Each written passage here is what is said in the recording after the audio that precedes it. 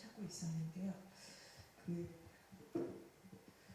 왜 우리가 커뮤니케이션의 권리라고 하는 것을 이야기하고자 하는가 라고 했을 때 결국 지금 현재 대리되어 있는 의사소통의 체계, 언론이라든지 정책기관이라든지 이런 시스템들이 시민의 다양한 요구나 목소리를 전달하는 어떤 매개체로 기능하지 못하고 있기 때문에 그런 문제의식이 우리 안에 존재하기 때문이 아닐까.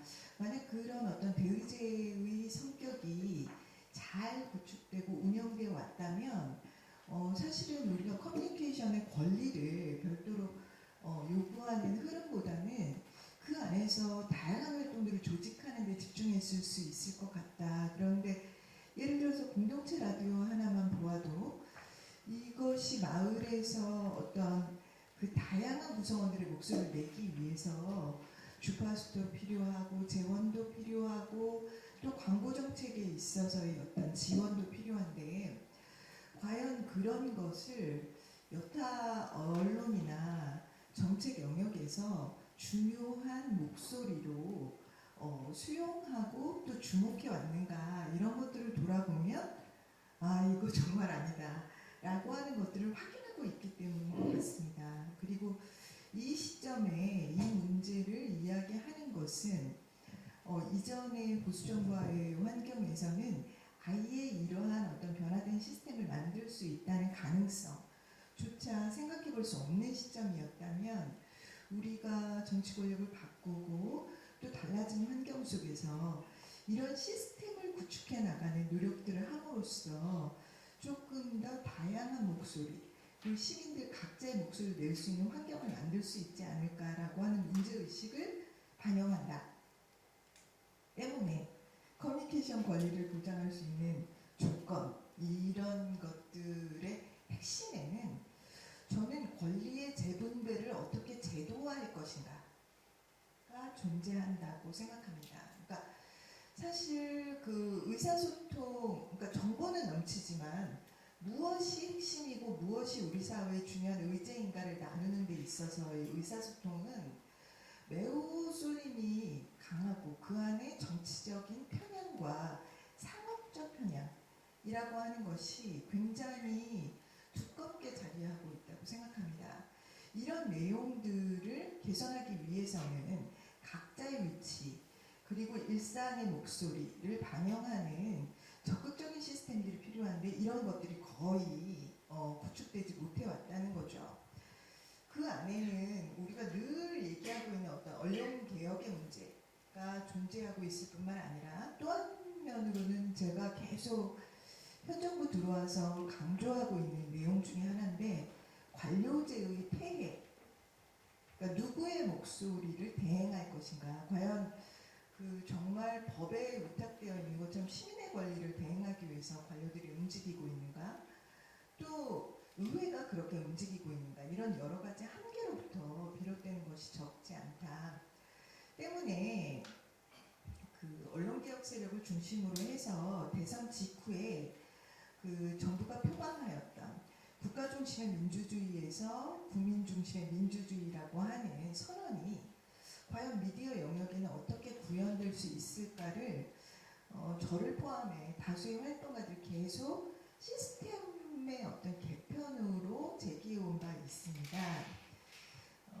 사실 국가 중심의 민주주의에서 국민 중심의 민주주의라는 것을 뭐 하나도 하지 않았다 이렇게 얘기할 수는 없겠지만 그렇게 주장하고 표방했던 것만큼 진전이 있느냐. 많은 사람들은 국민청원 외에 뭐 달라진 게 있어? 라고 하는 질문들을 그리고 국민청원은 과연 아까 말씀드렸던 권리의 재분배와 제도화에 어떤 방식으로 기여할 수 있는 해왔는가 이런 것들을 돌아보면 실질적으로 그 성과가 어떠한가에 대해서 상당히 긍정성도 있지만 회의적인 측면들이 적지 않다고 할 것입니다.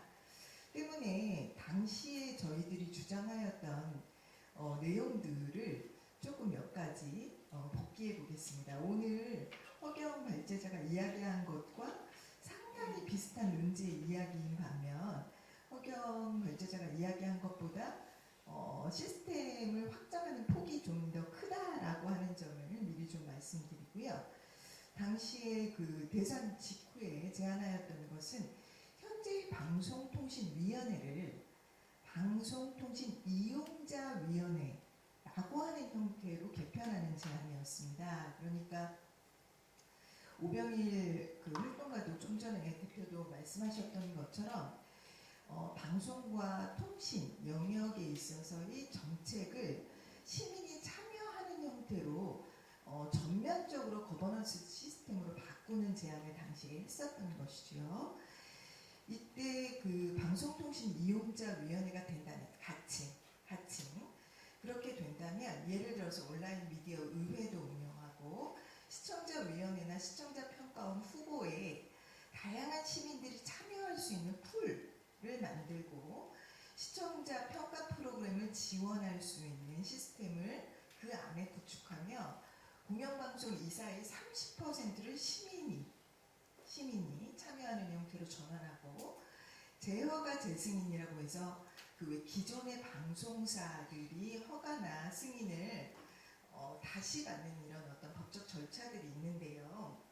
이때 시민들이 참여할 수 있는 창구를 만들고 수신료 인상을 결정하는 하나의 어떤 거버넌스 틀을 하위에 구축하고 시민 불만 처리의 어떤 시스템을 이 안에 하위 어떤 영역에 두고 그 젠더나 지금 그 뭐 다양한 미디어의 그 내용에 관련한 부분들, 미디어 다양성과 관련한 정책들을 마련하며 여기서 나오네요. 지역 및 공동체 미디어 활성화를 지원하고 미디어 교육을 통합적으로 지원하며 정보격차 해소 정책 같은 것들을 푼다. 뭐 이런 다양한 내용들을 모두 아우르는 역할을 방송통신이용자위원회라고 하는 가칭 거버넌스 조직이 지금 현재 방송통신위원회를 전면적으로 시민참여 형태로 개편하는 위원회를 운영하자는 제안을 하였던 바 있습니다. 그런데 지금 돌아보니 허경 발제자의 이야기에 비해 굉장히 알맹이가 탄탄하지 않았다. 그러니까 구체성이 매우 떨어졌다. 굉장히 큰 변혁을 이야기했지만 이 안에 담겨진 내용들을 어떻게 세밀하게 담을 것인가를 충분히 논의하고 준비한다는 게 이 이야기는 아니었다. 그럼에도 불구하고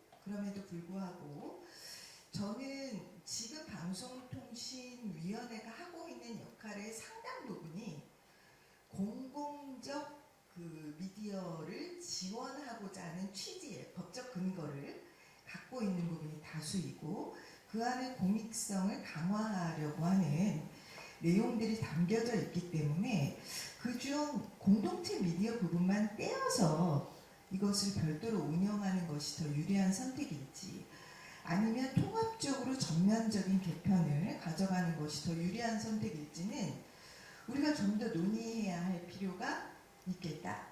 그런 의미에서 또 최근에 미디어 개혁 네트워크가 총선 이후 이런 어떤 전반적인 내용을 논의하는 사회적 논의기구를 만들자라는 제안을 하였다는 소식을 혹시 알고 계실지 모르겠습니다.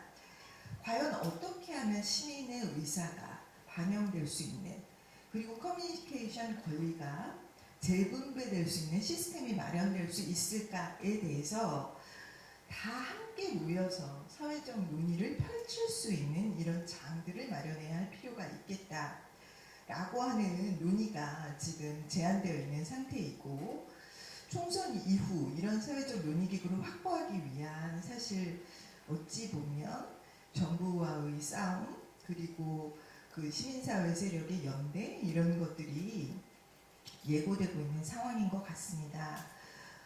물론 서울민주주의위원회나 시민참여위원회 예산제 같이 기존의 어떤 그 권력자에 의해서 시스템이 순차적으로 점차적으로 개편되는 시스템들이 마련될 수도 있겠습니다. 하지만 미디어를 둘러싼 어떤 현재의 지형이 과연 그럴 수 있는 지형인가에 대해서는 굉장히 엇갈린 어떤 판단과 의견들이 있고요. 그것은 지역 매체나 공동체 매체를 둘러싼 그간의 미디어 정책의 어떤 흐름들을 돌아보아도 역시 비슷한 판단들을 하게 되는 것 같습니다. 저는 국가인권위원회를 볼 때 이런 어떤 생각들을 많이 가지게 되는데요. 국가가 만들었지만 그 위원회의 역할이 시민의 의사를 대변하고 차별을 해소하는 것이 그 자체의 목적, 기능이 될 때 국가의 행정기구라도 얼마나 다른 형태로 이 시스템이 작동하는가를 조금 주목할 필요가 있다. 그러니까 방송통신위원회가 그냥 법적 근거에 이용자나 시청자나 그리고 지역 미디어를 고려해야 한다라고 하는 명문화된 그런 수준의 커멘트가 아니라 명시적 조항이 아니라 이것이 현실화되기 위해서는 이것이 현실화되어야 한다라고 하는 수많은 시민들의 목소리가 담겨져야 할 뿐만 아니라 그것을 바탕으로 구체적인 권리의 재분배와 제도화가 이루어질 때 가능한 것이다 라는 말씀을 전해보면서 제 1차 토론을 마치도록 하겠습니다. 예, 고맙습니다.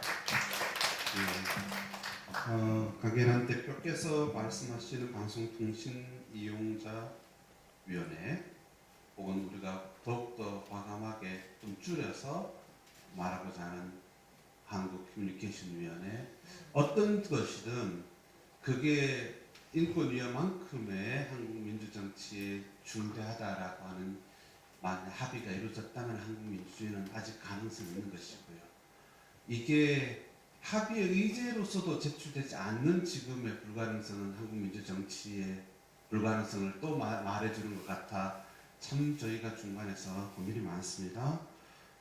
강일환 대표께서 커뮤니케이션 권리를 실현할 수 있는 시스템 혹은 시스템의 그 총화로서의 그 위원회 고민을 시종일관 고민으로 끌고 가시고요.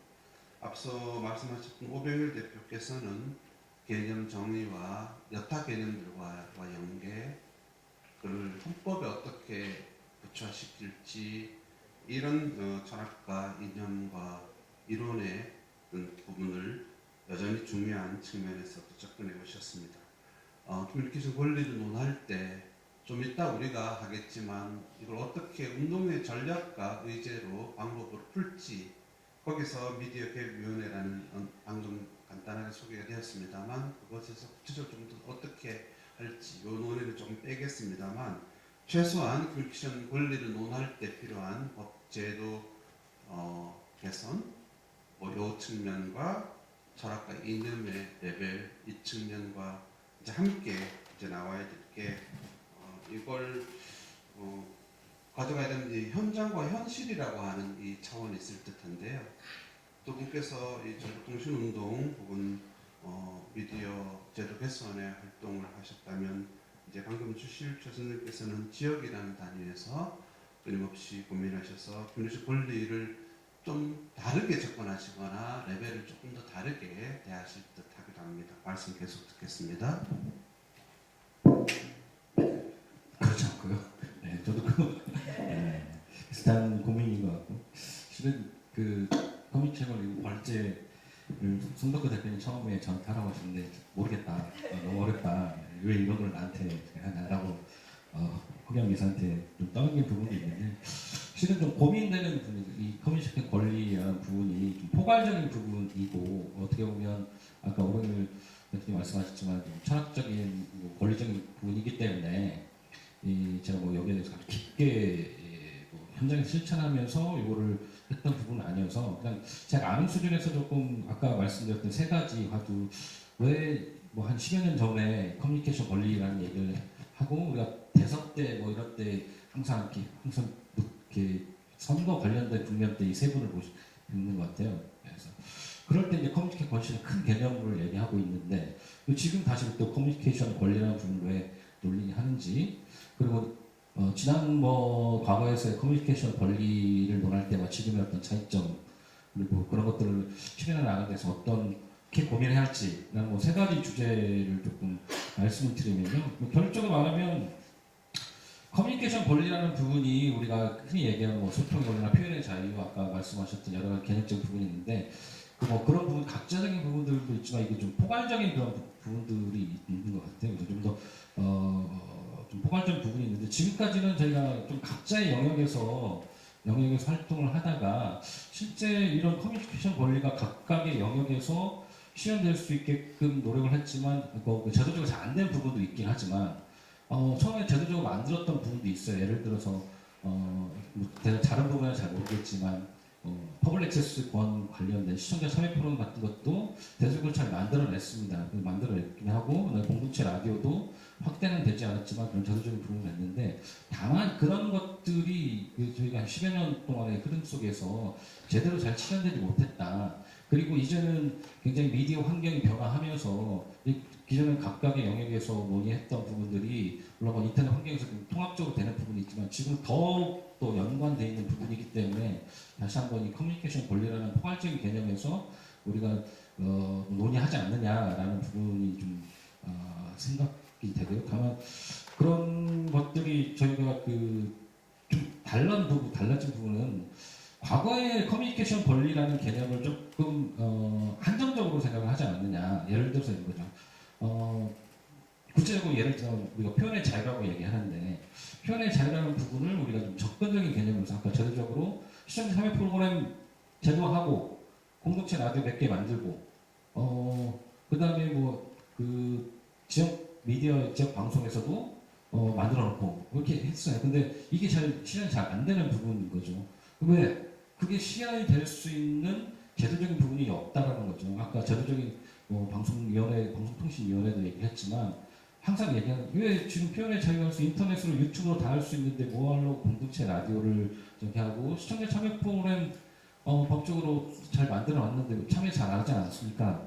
이렇게 얘기를 합니다. 근데 그 만들어진 게 중요한 게 아니고 그 만들어진 부분에서 그 다음 단계 우리가 흔히 얘기하는 커뮤니케이션 권리라고 한다면 표현의 자유 내가 표현할 수 있는 것뿐만 아니라 그게 소통이 되고 서로 상호작용 될 수 있는 선순환적인 구조 이게 완전히 제도적으로 될 수 있게끔 돼야 하는 거죠. 그래서 내가 말을 하고 이 내가 말한 것들이 다른 사람이 들을 수 있는 구조 그리고 다른 사람들이 나하고 어떤 상호작용 피드백이 와서 그게 또다시 어떤 사회적 커뮤니케이션으로 확장될 수 있게 하는 구조가 되는데 그게 안 되는 거예요. 그러니까 공동체 라디오 만들어 놓고 공동체 라디오가 들릴 수 없게끔 이런 형태의 구조를 만든 실제 지역에서는 공동체 라디오를 들을 수 없는 구조 저희 지역에서 공동체 라디오가 있지도 않는 그런 부분입니다. 근데 공동체 라디오 저희 지역에 줬다고 해서도 공동체 라디오가 잘 활성화될 거냐? 그렇지 않다라고 봅니다. 그게 활성화될 수 있는 구조까지도 좀 폭넓게 가야 되는 부분이고 그게 이제 지금 현재에서의 커뮤니케이션 구조를 우리가 논의할 때는 조금 더 확장돼서 소통하고 그 상호작용할 수 있는 구조까지도 아까 말씀하신 제도와 그게 실현될 수 있게끔 하는 제도가 시스템이 필요하다라는 부분인 거고요. 그렇게 본다고 한다면 커뮤니케이션 권리가 여러 가지 측면이 있지만 커뮤니케이션 권리뿐만 아니라 커뮤니케이션을 할 수 있는 권리까지로 좀 확장이 되지 않을까라는 생각이 좀 들고요. 그래서 좀 폭넓게 서로 좀 그 구조를 가질 수 있는 권한 이런 것들을 좀 만들어낼 수 있는 게 좀 필요합니다. 엊그저께 마을 라디오 관련된 토론을 갔었는데요. 누가 그래요? 마을 라디오 열심히 해서 마을 라디오 굉장히 많이 활성화됐고 많은 시민들이 참여할 수 있는 구조 만들었습니다. 그런데 들을 수 있는 구조가 없는 거죠. 표현을 할 수 있는데 표현할 수 없는 들을 수 있는 구조가 없는 거죠. 그러면은 많이 할 수 있게끔만 만들어놓고 그 인터넷으로 하면 되지라고 하는 게 아니고 그게 서로 인터넷이 아닌 공동체 라디오 주파수를 갖게끔 선포하고 또 방통위의 정책이나 제도도 그 사람들이 서로 들을 수 있게끔 할 수 있는 구조, 제도, 교육이나 그 다음에 또 참여하고 또 열심히 했을 때 계속 활동할 수 있는 그런 지원까지도 폭넓게 이루어져야 한다는 생각이 좀 들고요. 그 다음에 이제는 저희가 이렇게 커뮤니케이션 구조를 각자의 영역에서 진행을 했다고 한다면 아까 말씀하신 다양한 부분에서 이제 워낙 그 유튜브 환경이나 이런 것들이 좀 폭넓게 넘어가는 환경에서 좀 연계될 수 있는 부분들이 좀 필요하지 않을까라는 생각이 들고, 그렇지 않으면 역시 그 커뮤니케이션을 할 수 있는 구조를 만들어 놨는데 이게 한 5년을 10년을 가면 그 안에서 또 독과점, 이게 아까 말씀하신 자본과 거기 접근할 수 있는 사람만 될 수 있는, 이렇게 되는 그런 생각이 듭니다. 그래서 이제 커뮤니케이션 권리에 대한 얘기를 할 때 저희가 말하는 시민들이라는 부분들에서 좀 확대를 좀 더 가야 한다는 생각이 좀 들고요. 저희가 공동체 라디오하고 마을 미디어의 어떤 차이점 같은 것들을 조금 우리 한국 사회에서 들여다보는 작업들을 좀 관심 있어 하고 있는데, 이 공동체 라디오나 우리가 대한 미디어를 얘기할 때는 주로 그냥 활동가 중심에서 얘기를 했습니다. 그때 활동가 중심에서 이런 구조 만들고 활동가들이 참여해서 말할 수 있고 활동가들이 대변하면 우리는 좀 달라질 것이다. 그렇게 되면 커뮤니케이션 구조가 많이 바뀔 것이다 얘기를 했는데, 근데 실제 마을 미디어를 해보니까 그렇지 않다는 거죠. 활동가 중심에서 좀 더 많은 다양한 시민들이 참여할 수 있는 구조가 되니까 훨씬 더 다양한 얘기가 나올 수 있고, 또 저희가 흔히 얘기하는 그런 공동체 미디어가 확장될 수 있는 그런 환경이 조금 더 열려 있는 거죠.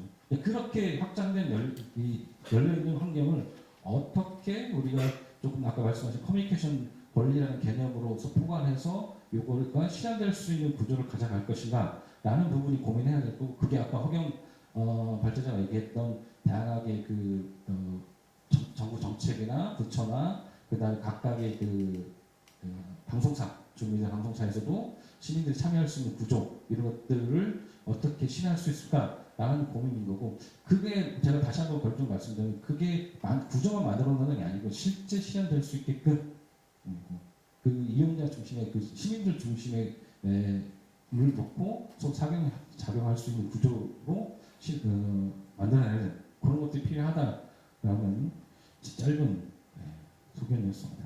감사합니다. 네, 고맙습니다. 박수 부탁드리겠습니다.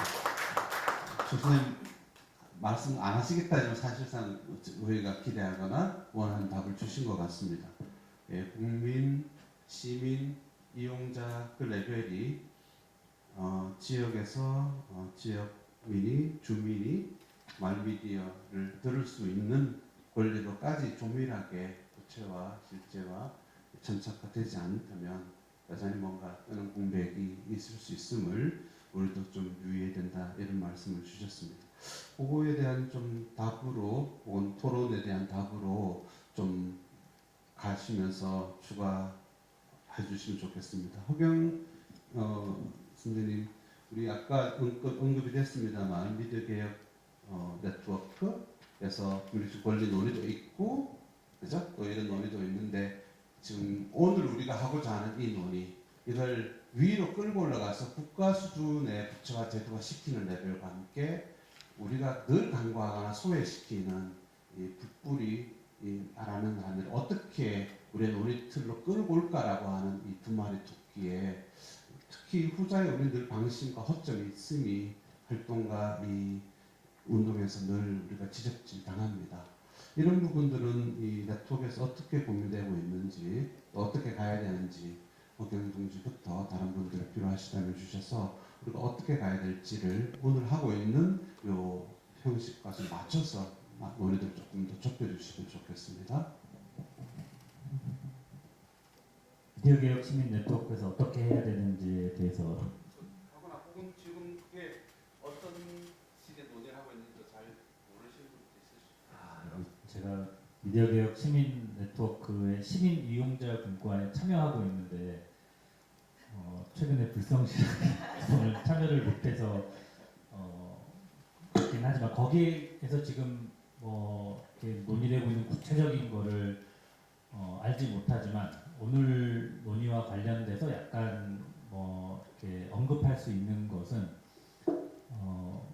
미디어 개혁 시민 네트워크에는 다양한 분과가 있는데 시민 이용자 분과가 이렇게 큰 철학과 이념 수준에서 시민 이용자의 권리를 중심으로 이거를 정리한 다음에 다양한 정책들을 설계하자, 이런 취지로 설계가 됐습니다.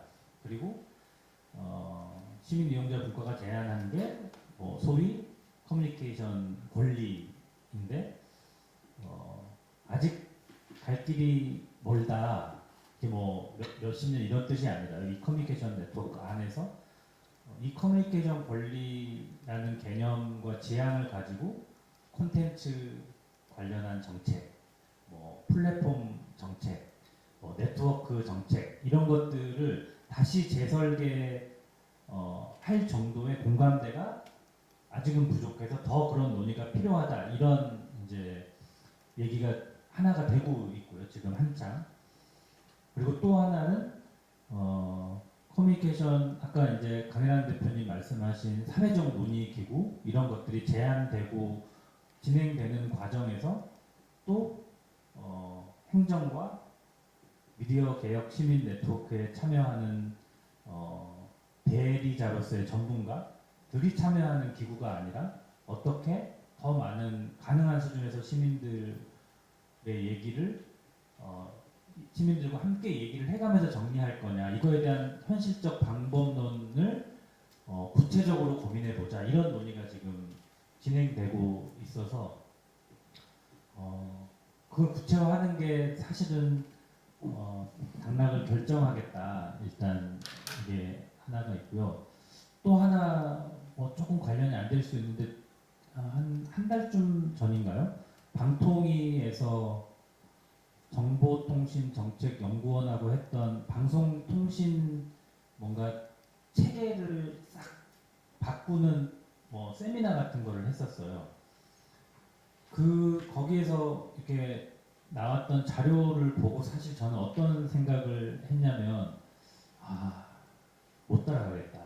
일단 거기에서 나온 자료가 무슨 얘기인지 저도 나름 오며 가며 많이 이렇게 듣고 있는데 제가 포괄할 수 없는 영역이 너무 많았고 그게 하나.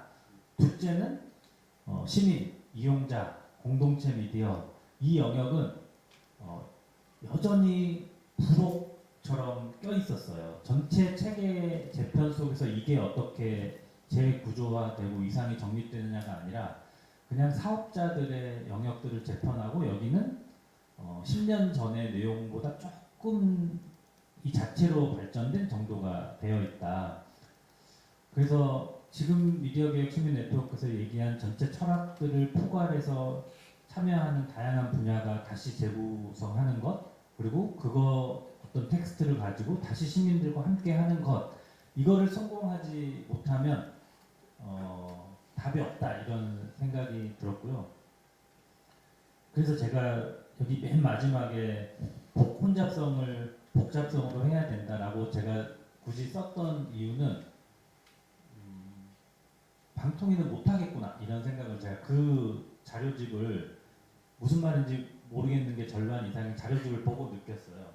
그러면 민간이 열심히 하는 거 말고는 방법이 없겠구나 이런 생각이 일단 들었습니다. 그 정도 얘기를 일단 드리겠습니다.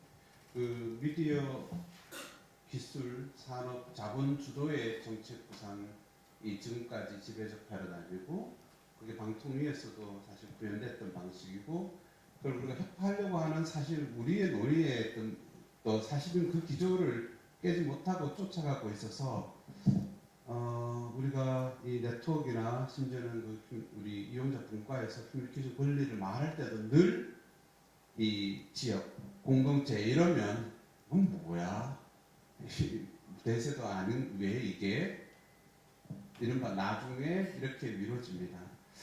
이런 되게 어려운 지점이 있는데도 불구하고 여전히 새롭게 해야 된다라고 하는 게 되게 이론과 실제가 좀 달라서 고록이 있습니다. 강일환 대표님 참여하시면서 오늘 그걸 여전히 풀어낼 수 있는 틀로서의 위원회의 재구성 방향도 다시 또 한번 생각하시면서 어떤 생각이 드시는지. 그 미디어 개혁 네트워크 지난번에 이제 그 컨퍼런스 당시에 플로우에서 질문을 받았던 내용이기도 한데요. 그러니까 그러면 그 안에 시민을 어떻게 담을 것인가? 그러니까 누가 참여할 것인가? 그리고 누구를 기반으로 한 대표성인가?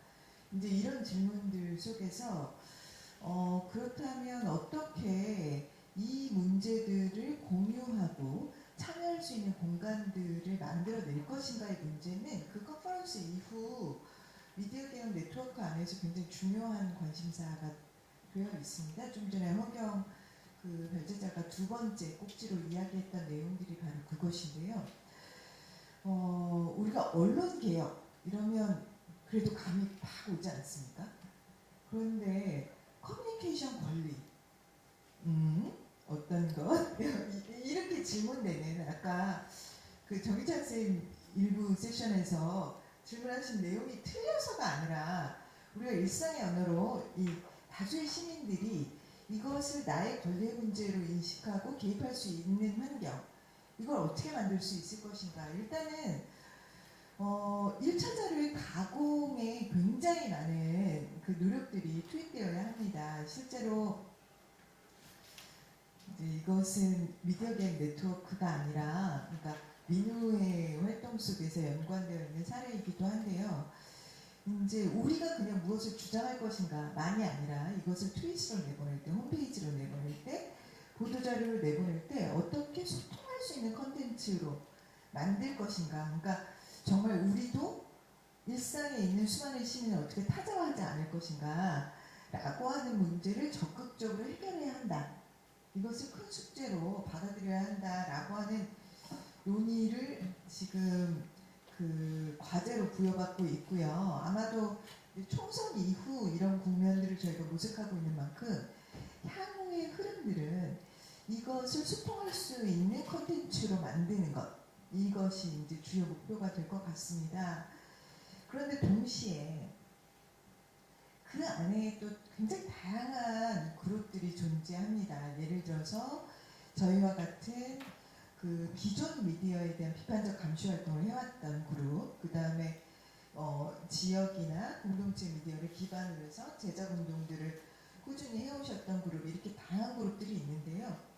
허경 발제자께서 좀 전에 말씀 주셨던 것처럼 각자의 활동에 너무 바빠서 회의에서 이런 것들 어떻게 모으고 이렇게 그 만들어 나갈 것인가에 역량 투입이 또 원활하지 않은 부분들이 있습니다. 저는 지금부터 총선 직후까지가 굉장히 중요한 사실은 마지막 타이밍이라고 제가 또 이야기했는데 마지막 타이밍을 너무 남발하고 있어서 그 이전에도 그렇긴 한데 이런 거죠.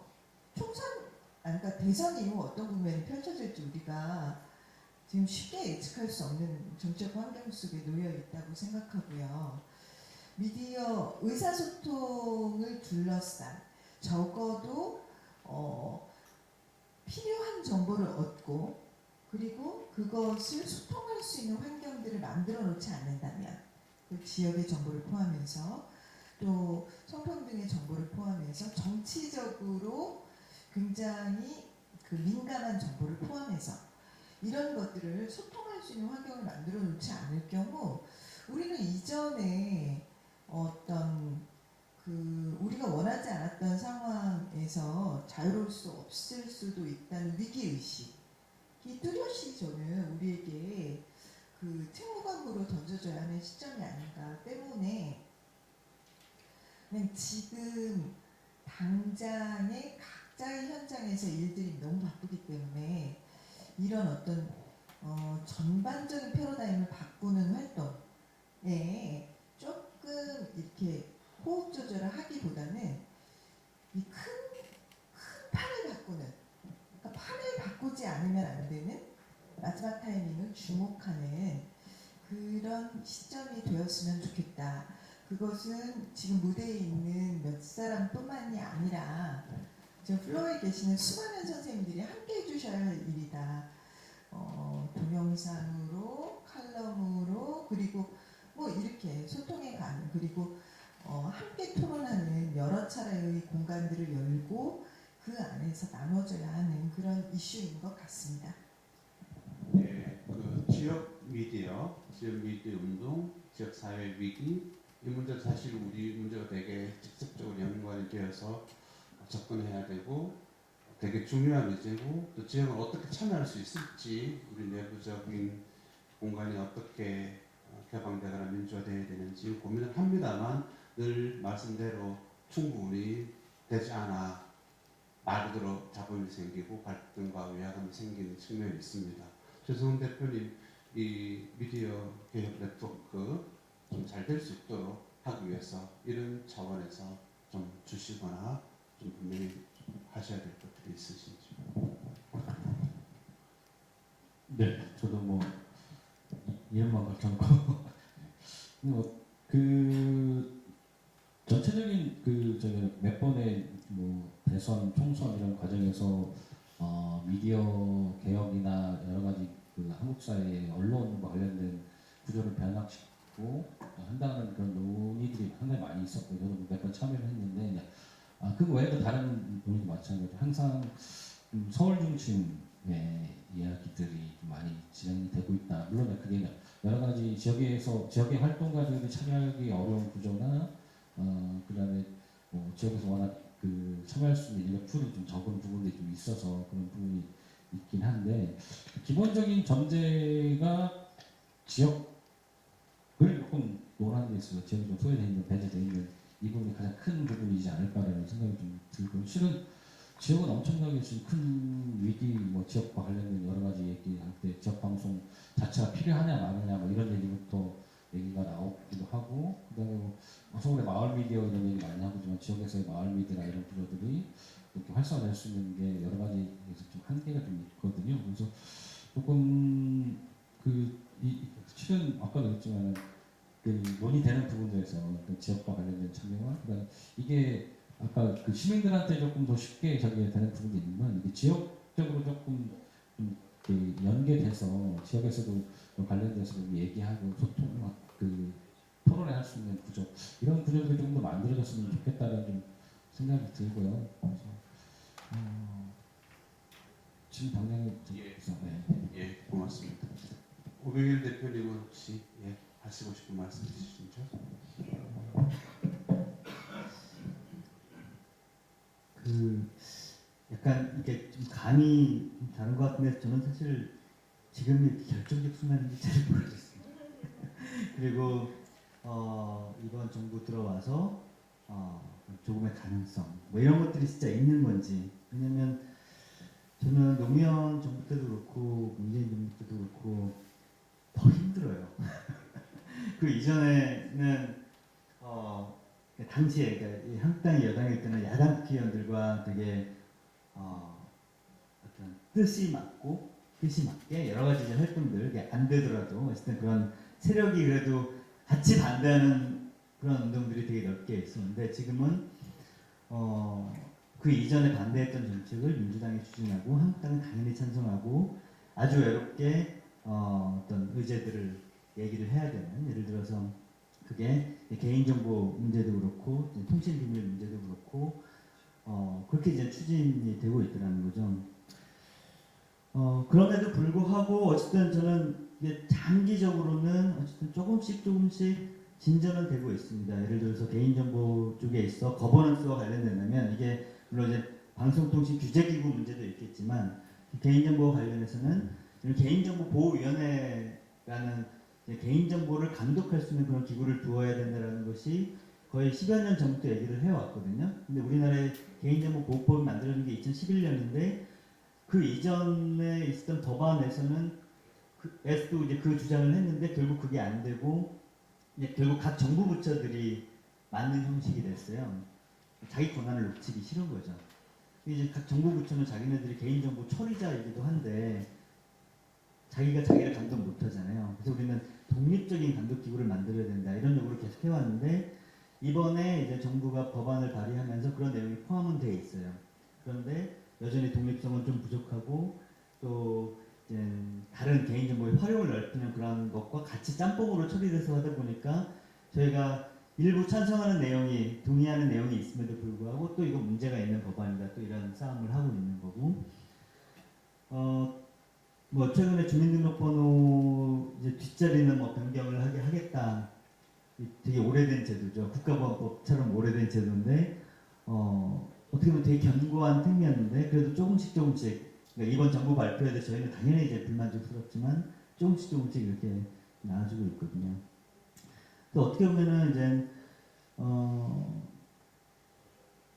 저희는 이제 정치 세력의 문제라기보다는 어떻게 이제 당론의 구조를 어떻게 좀 바꿔 나갈 거냐 되게 장기적인 문제인 거죠. 뭐 그런 차원에서의 이 국민들이 한편으로는 진짜 근본적인 변화를 위해서는 그런 쪽에 좀 고민을 해야 되는구나 그런 생각도 하게 됩니다. 물론 이제 아까 말씀하신 것처럼 또 어떤 관점에서 보면 이번 정부 들어서 이 방송통신 규제기구 부분에 대해서 전혀 문제 제기가 안 돼 왔던 부분들 이런 부분들은 되게 아쉬운 부분이고 이런 것들을 어떻게 전략적으로 좀 잘 할 거냐 어쨌든 이 다음 국회 혹은 다음 정부에서 이런 것들이 논의되도록 할 거냐 이런 것들 되게 또 이제 다른 차원에서 중요한 문제라고 생각합니다. 네, 1시간 이제 25분 정도 진행했습니다.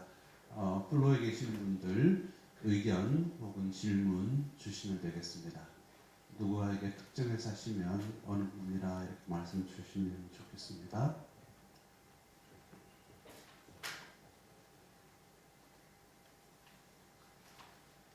예, 저희가 이제 마지막 세션이 되어서요. 오늘 하루 있었던 일정들 쭉 이제 총괄해서 이렇게 뭐 소감을 주셔도 될 듯합니다.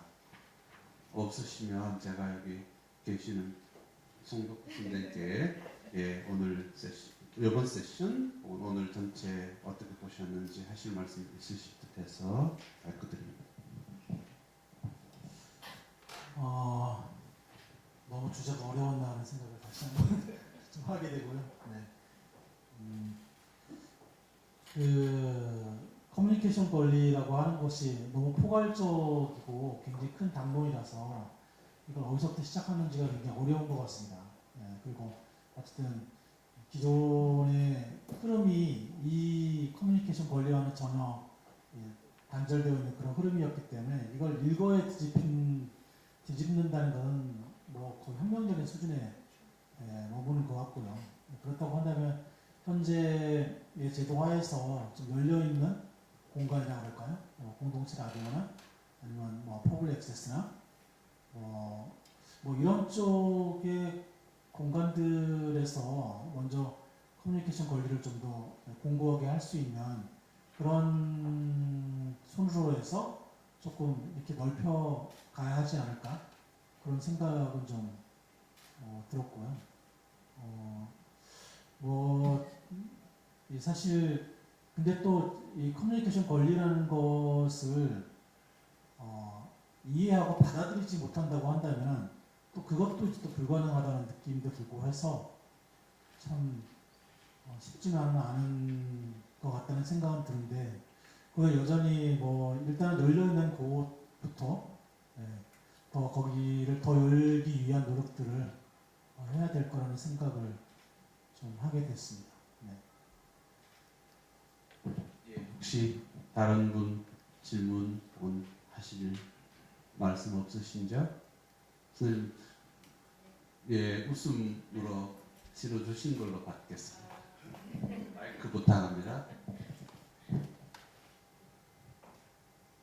네, 저는 아까 그 강혜란 선생님이 동영상으로 또는 칼럼으로 이렇게 함께 해야 된다고 말씀하셨잖아요. 사실 마을미디어 활동가들이 전문가들은 아니거든요. 그냥 시민이에요. 그래서 자세히 모르고 그냥 현장에서는 불편하다 이렇게 생각을 하거든요. 그래서 저는 저희가 왜 그 정책 제안서 전달했던 것처럼 그 네트워크를 통해서 이렇게 이제 훌륭하신 선생님들과 전문가 선생님들이 이렇게 뭔가를 좀 모아주시면 그것도 저희 그 마을 미디어 활동가들이 공유를 하고 토론을 해서 같이 무언가를 작성을 해서 그것을 동시에 이렇게 곳곳에 홍보를 하고 그것도 같이 공유를 하고 역시 활동가들도 그걸 다시 배우고 공부를 해야 된다고 생각을 하거든요.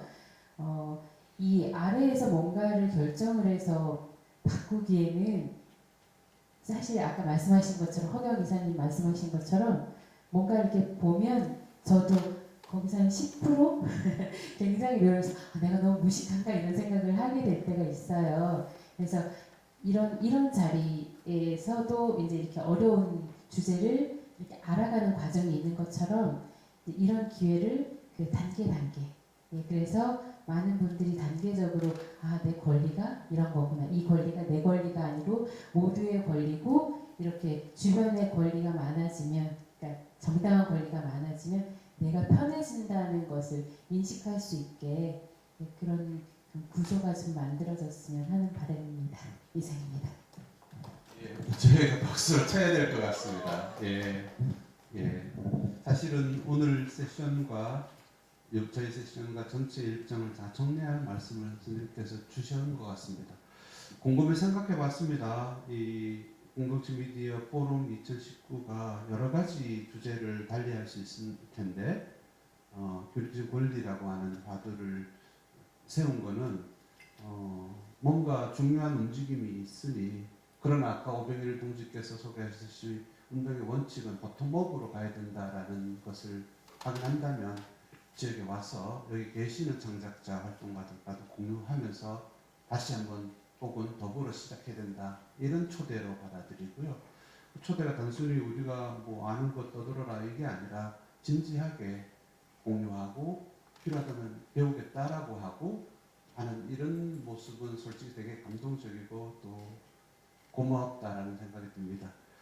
결국 그래서 저희가 하고 있는 방식의 약점을 보완하고 좀 더 강화시키고 강혜란 대표께서 말씀하시듯이 언어도 좀 대중에게 다가갈 수 있는 식으로 쓰고 당장 지역에서 구현해야 될 것들을 받아들이고 또 그러면서도 우리가 포기할 수 없는 헌법의 수준까지도 정밀하게 사고하면서 저희 말씀 시스템들의 시스템으로 가는 거가 불가능해 보인다와 여전히 가능한 걸 놓치면 운동을 어떻게 그죠? 왜 해? 이 두 가지를 우리가 다 딜레마로 갖고 있는 우리가 진지하게 고민하겠다 약속하는 시간이 아니었나 싶습니다.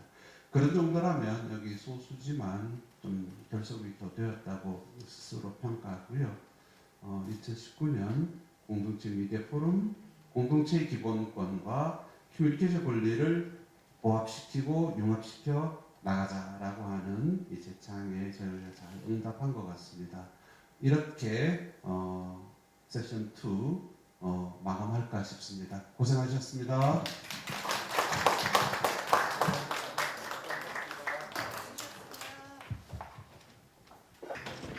Tiny tots with their eyes.